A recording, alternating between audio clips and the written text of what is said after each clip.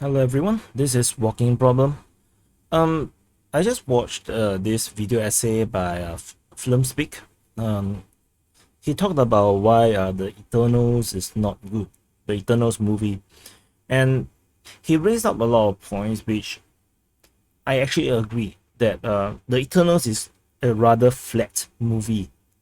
I actually enjoy the movie. I actually enjoy a lot of the tidbits into the history, the historic scenes that we get to see the Babylonians, the beautiful blue city, and I'm really excited because I'm a big fan of like Age of Empires, and I really love all this historical stuff.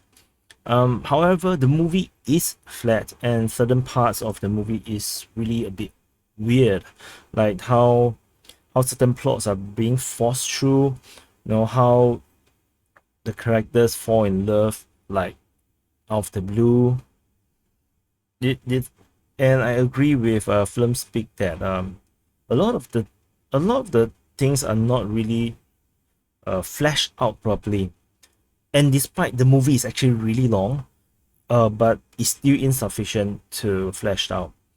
And I think one of the biggest problem I felt is that the macro storyline is too,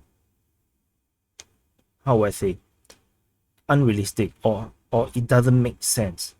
So imagine the Eternals actually were together for thousands or tens of thousands or even hundreds of thousands of years together. They are a team, and they continue to stay together peacefully, with no conflict for 100,000 years, and then suddenly they got triggered because the Aztec got massacred by the Spanish. I don't think that makes any sense, because if you know human history, before before the Aztec, the fall of Aztec, there are a lot of massacre, a lot of very brutal wars all around the world, and for the viewers, the audience to actually believe that, oh, the Spanish people, kill the Aztec people, and then that triggers the breakup of the team. I don't think that makes a lot of sense, because from the moment of the Aztec fell to the modern day, that's only like a few hundred years, 400, 500, I think. Uh, and to for the audience to actually believe that they are able to stay together despite all the calamities, all the disasters that happen to the human race and the human civilizations all around the world. It took maybe 100,000 years, 200,000 years before they realized that, from the Stone Age or Bronze Age, to realize that, oh no, we cannot continue in this way, or we shouldn't let, we can have the power to help them. I think that's a bit late. I feel that's really a bit late. Perhaps I think I would propose that, I did write a comment here. I think that the movie would have been better if the Eternals break up into multiple factions fighting each other. And so the better premise would be that to humanize all these gods, because essentially they are gods. So it could be like, we don't start off them in the Stone Age. We should start off them right in the middle of a conflict. And this conflict could be a lot earlier, a lot earlier, where the breakup of this team should happen a lot earlier. Because if you are humanizing them a lot more, they have this more human-like emotions, to love, to hate, to be angry, then the more likely is that they would have already break up during the Bronze Age, where maybe over the fall of Babylon, or maybe uh, over fighting over things that happen in how to say, Troy, for example, things that, all these historical events that happened during the Bronze Age. This could have already break up the team, or even earlier than that, before the Bronze Age, in the Age of Gods. for example, where where we supposed to know like that the supposedly when Poseidon would have been alive and all these things, that would have been a much better time to tell the story. And it's actually easier to flesh out characters and their personality when they are actually in conflict, when they are fighting each other. It is during the fighting and the conflict that is you can actually see the full spectrum of the person's character, the personality, their temper, and their principles. And so we will have been already be able to see difference between all these people. So just like in FilmSpeak, they say that all the Eternals feels very similar, and I actually agree. It's very hard to tell what's so different about them, because they're all like we are all good people, and even the bad people, the guy that can mind control, also seems to be rather good. And I think that is sort of like bland. Uh, that's why I say the film is flat. It could have been better that that they have this millennia of conflict between the Eternals themselves. So we have the one side maybe led by the guy that can mind control. Um, so this guy, the mind controlling guy, could have uh, have a partner, maybe his love interest.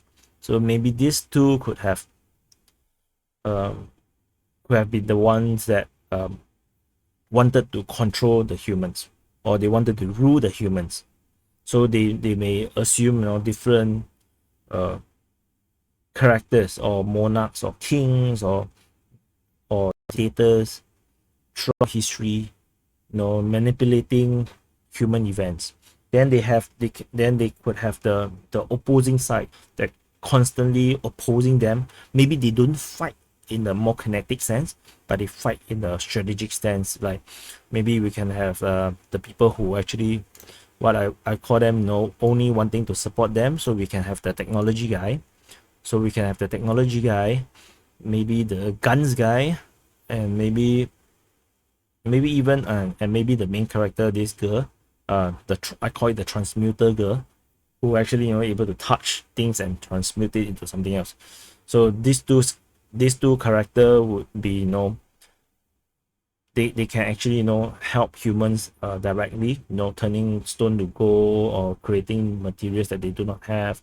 Then the other technology guy can create all the technologies that humans need, but maybe not too advanced, because they are also very wary about giving too much advanced technology where the humans are not ready for it. And the guns guy, right, the human gun guy, could actually act as the bodyguard for the two of them. Then we can have then the ignore everything guy that only focus on fighting deviant faction. So the third faction will be maybe led by this guy, and maybe Angelina Jolie, and maybe this guy, the Gilgamesh, where the three of them totally ignores the humans. Essentially, they are only focusing on killing the deviants. Perhaps they are not even focused on, maybe the story should be even changed that they are not even there to protect the humans. Because these two guys, or these three people, are they fell in love with the humans.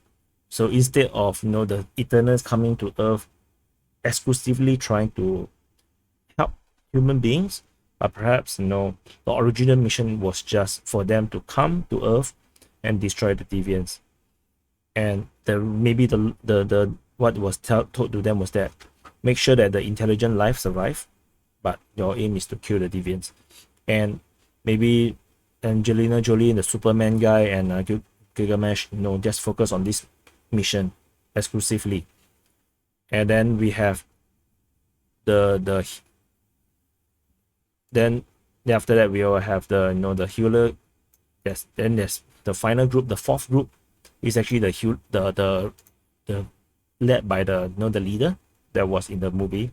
She's the one that failed as a leader. Maybe in the beginning of the movie she failed as a leader, and then she for millennia trying to bring back these factions together again to not fight each other. So, or to at least be friends again. So she will be going around healing everyone. So whenever any of them got injured, or when fight, or when they fight each other, when they cross each other's path and then they were like not happy with each other, then they fight and then they got injured. So this healer will keep appearing, trying to heal them back, and then trying to tell them to be nice, and maybe Sprite will be following her around, trying to keep her safe, because she have the power of illusion. So she and yeah, illusion, I think that's the right word. So she can keep her safe, whereas the superhero guys will go around fight the deviants, and then the people who just want to rule the humans as gods, they will continue to rule humans as gods. I'm not sure how the speedster girl or the flash girl will help in this sense. Maybe go around stealing things, going around attacking or stealing special items, whatever. Maybe that's her power, to give it to him so that he can actually amplify his power, or make the kingdoms under his control even more powerful. And maybe he needs this one. He also need to be nerfed in a certain way, that maybe using his power to mind control actually drains him. So he cannot control everyone, so he can only control the leaders, so that put some limitations, because in the movie he's a bit too weird. His power is a bit weird. Like, he controls everyone, but I don't think he's supposed to have the power to control the whole of humanity. So it's like in the movie he only control one village. It just feels off. Maybe he needs to be more powerful. He needs to be more like behind the scene mastermind, kind of like evil guy. But actually he's but maybe he's not evil. Maybe he's just like trying to do good in his own way through his own powers. Maybe the Mongols are actually controlled by him, where he tried to unite Asia, but because of his limitation in power, some of the sons of Genghis Khan breaks away, and then started to go against him, and he find it hard to control over distance. Maybe he can only control in proximity. That would be so interesting. And maybe this girl is able to carry him around. So he's like, so that makes sense, the partnership, because of her ability to almost instantly travel. Maybe he can carry him and then instantly teleport to a different place for him to use his power, but he cannot use his power globally. And that would be so interesting, right? So in the conflicts between all these different characters, right, will be easily for us to understand, and to understand this character, and to follow their developments, and to fall in love with them, or to identify with them, because they will be so much more human, right? Rather than be so godlike, and then in the end we still want to say that they are human because they can fall in love. I think it's weird, especially the 10 of them. Only these two fall in love much later. I don't think love takes millennia to play out. I think the love will come much earlier. Maybe the jealousy of this one with that's Sprite's jealousy of her may come out much earlier, where she'll be doing things to try to to create trouble between their relationship all this time. And in fact, maybe halfway through the movie, Sprite may switch alliance. Maybe she stopped protecting the healer, and then she goes to the mind control guy's faction, which then they've probably left the healer all alone. And then she started to have this, maybe this event, triggered her to think differently, and she started to decide to want to tell, because maybe only her and maybe the Superman guys know the truth, why they are on Earth, which is actually to help the birth of a Celestial. So maybe she because of the trauma of Sprite leaving her, and she losing faith in her own leadership, she decided to want to tell the truth to someone. Maybe she chose to tell to Gilgamesh, or maybe she can't. Let me think. Maybe she tell, and then Gilgamesh, like, I think it's called Gilgamesh. So maybe this Wong looking guy maybe decided that, oh, I don't really care. I'm here to do my job. And then after that, maybe Angelina Jolie started to have this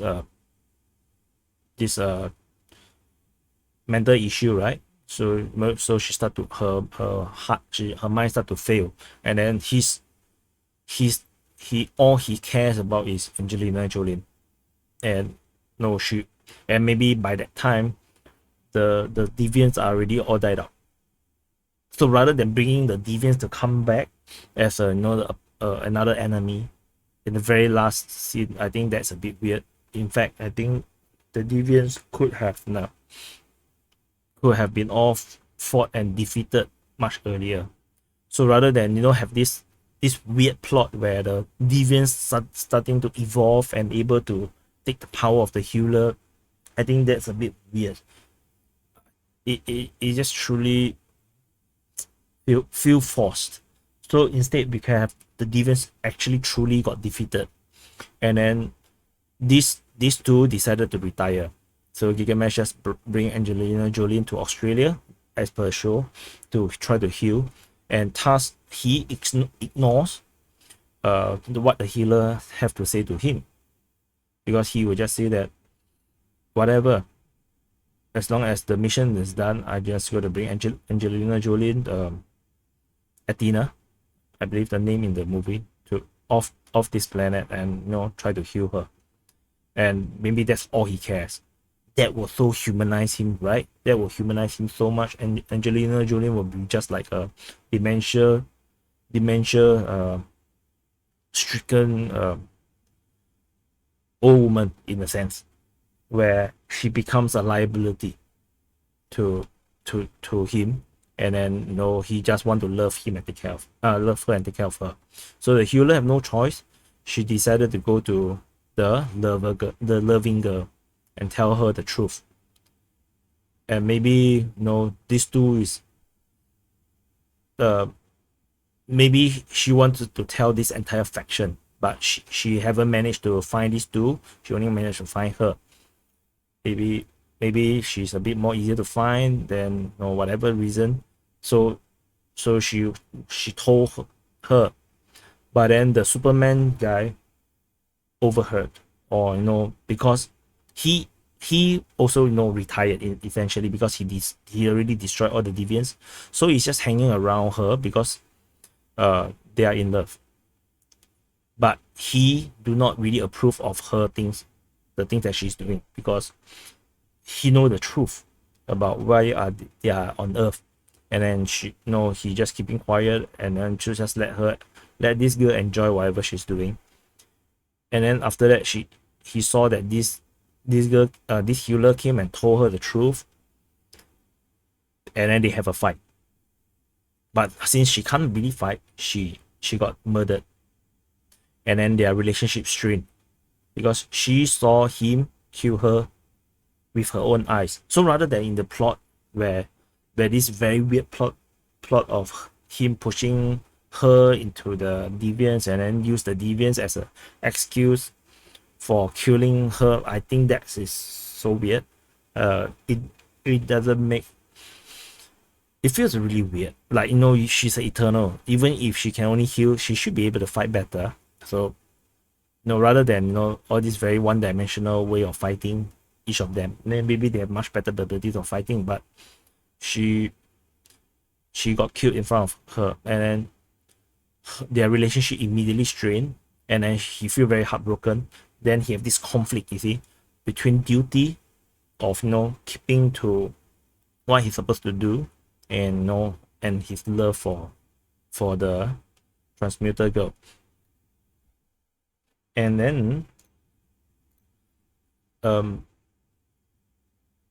then she started to try to she started to tell these two, you know, about the truth,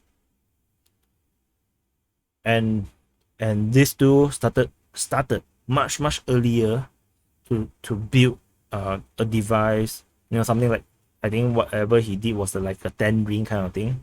So these two started to build these 10 rings, probably left 9 rings, to try to find a way to defeat the celestial birth. So, but in the movie, he took such a short time to develop and design this technology. Again, it feels really unrealistic. Uh, it reminds me of the DC movie, the Justice League movie. I think they also have like they took a really short time. I think Flash created this device to revive Superman. I think that is like, it have this same feeling where things happen too easily. This technology should be really difficult to make happen, and maybe the Flash girl keep sabotaging them as well, because she can run very fast, and then him as a security guard have trouble to try to hit her, and then she keep stealing or taking things away from him, because this faction, the rule human faction, might be thinking that these guys are actually creating a super weapon to defeat them, and then so they have this misconception, and then she kept being sent on mission to try to stop these two from building that whatever technology they are building.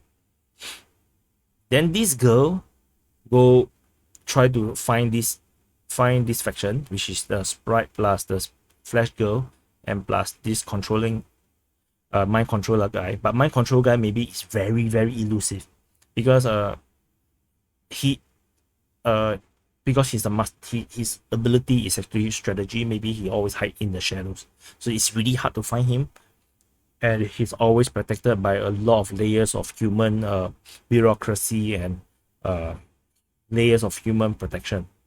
So it's almost impossible to find him. It's really hard to find him, and this girl is too fast. So in the end, her maybe through some ingenious way able to find Sprite, and then but Sprite.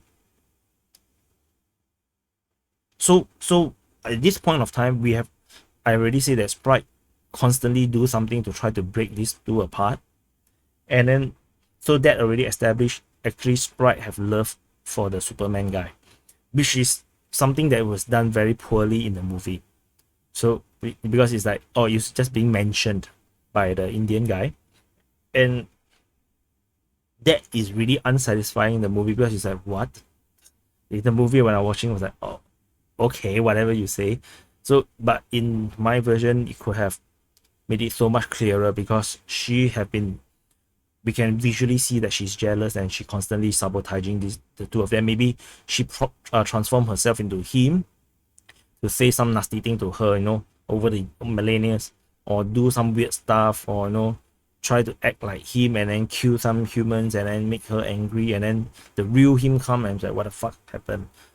Maybe it could be something like that. So eventually, when she went to look for Sprite and then try to tell her of the truth, they have this very hard, very difficult this conflict, you see, because Sprite do not want to talk to this transmuter girl, and the transmuter girl have to get through to Sprite, because Sprite is the only person that she can get to, because the Flash girl is too fast, and this guy is always invisible, always not around. And then maybe they can have this very weird kind of a very interesting kind of fight where illusion fighting transmutation. So like, I'm not sure how it's going to be done, but it could be like, some really amazing way of fighting, which is like maybe something that we have never watched before. Because in the movie that we have watched, the Eternal movie that that is out there, they are too one-dimensional. Like for the transmuter girl to just touch something and then that become a different material. It it feels really weird, like that doesn't feel complete, because they're supposed to be on Earth to kill the deviants, so there must be a better way of her fighting. And then maybe for the illusion girl, that she can create multiple copies of herself, and to so and then you can, a bit like Loki kind of thing, where she can create things out of, create illusions and delusions out, so that she have to try to find her and try to fight her, and maybe through the fight eventually got intercepted by the Flash girl. Maybe then Flash girl kidnaps her and then to meet him, and then they are able to talk it out. So she don't win. We have to make her not so powerful. Then the movie is interesting, like, so everyone plays a part. Then when she came in, knocked her out, and then she transports Sprite and her to this mind control guy's lair, or castle, or secret base, or where he lives like a king. And then she tell her all the truth, and then they started to reconsider their position. And then he decided not to kill her, and at least they are convinced, because kidnapping her and her telling him the truth, and her telling him what these two is actually doing, where they are not actually developing a super weapon, but they're actually developing another different super weapon, but actually it's for the celestial birth instead of to defeat him. And then he'll be like, okay, I shall let you off, I believe you. And then the Flash girl will send her back to them, but they do not switch alliance. They did not join together immediately. So until the very end, where the celestial birth start to happen. So it is only when the celestial birth start to happen, then maybe this control human faction start to decide that, okay, shit, this will be all for naught. I have so much power and so much control over these humans. Maybe he control all the politics behind the scene, and then he decided that he want to protect his power. So that is a good motivation. That is a proper motivation, rather than in the movie, I'm an internal, I'm trying to do the right thing. I think that doesn't make sense. Nobody just do the right thing for the sake of doing the right thing. There's always a true motivation, where his motivation is he want to protect his empire. Her motivation is to protect humans, because she loves the humans. Then this guy, maybe so while he developing his super weapon, we can actually see him in his normal life, in his gay family, how we can see his daily life, so that humanizing him, and he wanted to do it for his family. This guy, for him to be a Bollywood guy, I'm not too sure. Maybe he can be an Indian star anywhere. I don't know. Maybe he flies around. Maybe he's like a Bollywood star, and then he's also acting in Hollywood. So maybe he can stay around him as well, and they maybe stay in Los Angeles, in Hollywood, where he can be always around protecting him. Something that makes logical sense. So now, so this guy, he realized that he need to protect, so he decide to work with her. And then maybe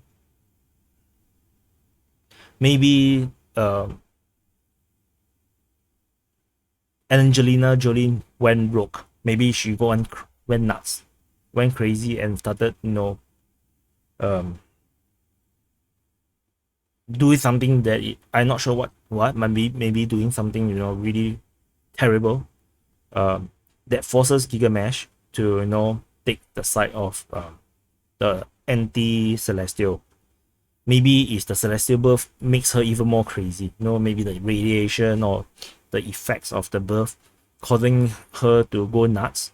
And then he realized what she said, and maybe they went to him and tell him the effect of this birth on Angelina Jolie, and he realized that he have no choice but to actually fight. So Angelina Jolie will not fight.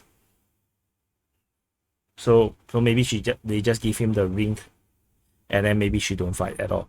She'll just be held close while he can protect her and pin her down. But he will now be committed into the fight to keep the celestial birth from happening, so that she can go back to normal. So everyone will have their own motivation. Then in the end, everyone will be fighting against the Superman guy.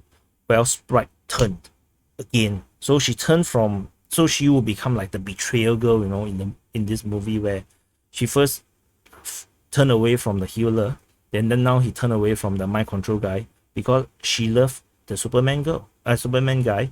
So the Sprite started to fight alongside the Superman guy against this group.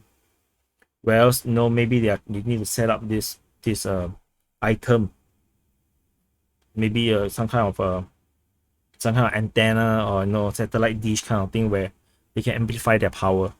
So rather than it's just the power from the ring, but maybe something else, something more. And then, so she will be aiding him, Then maybe eventually she got defeated. And then as the celestial birth happened, this transmuter girl, right, got injured, or maybe she got attacked by the celestial that is actually still being birthed. Maybe the big hand, right, grabs her. Then she's dying, and then that forces the Superman guy into making a decision. Should he continue to fight the rest of the Eternals to ensure the celestial birth happening successfully, or should he save the love of his life? That this love is maybe hundreds of thousands of years, because the love must happen very, very early. If not, it will be really weird. So the love interest should happen very, very early. Should they get married? I don't think it makes any sense. I don't think they should get married. I mean, the married scene makes this relationship weird, because that means they're husband and wife, but yet in the current movie, they don't stick together. That's so weird. Maybe for them, they never felt the need, because they live forever, you see. So the concept of marriage maybe don't apply to people who live forever. So because they live forever, so it's getting married and pledging yourself to another person, maybe it's not really a thing for eternal races. So but then his love for her is so deep that he turned, and then he decided to fight the celestial birth. And maybe through his power, maybe the machine was damaged, and then this guy's power alone is not able to power the device, and he decided to use his power to power up the device and able to maybe provide